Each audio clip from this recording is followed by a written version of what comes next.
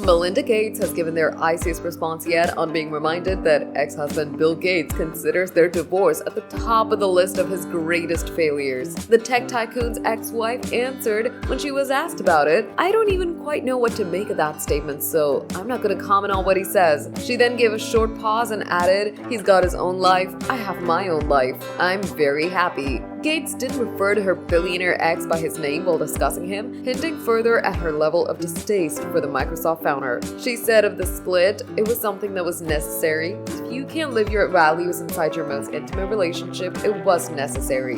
The 60-year-old philanthropist separated from the businessman in May 2021 after 27 years of marriage and having 3 children together, receiving an estimated settlement of $12.5 billion from one of the world's richest men. Their marriage broke down after what Melinda calls deeply disturbing revelations emerged about Bill's relations with Jeffrey Epstein, along with rumors he had affairs with a Microsoft employee in 2000 and a young Russian bridge player 10 years later. Melinda got an estimated $30 billion of her husband's $150 billion Microsoft fortune and now runs a glitzy philanthropy organization called Pivotal Ventures in Seattle. Melinda previously rolled her eyes in response to Bill's emotional comment about their divorce, according to Elle magazine, who asked her about the same remark in mid-March. Since 2022, Bill's been dating Paula Hurd, the widow of the former Oracle CEO Mike Hurd, while Melinda is enjoying dating. She said she meets through friends. Smiling, she added, "I've had so many friends introduce me to people, and it's been lovely." When asked whether men are intimidated by her enormous wealth and status, she said, "I'm sure some are and some aren't,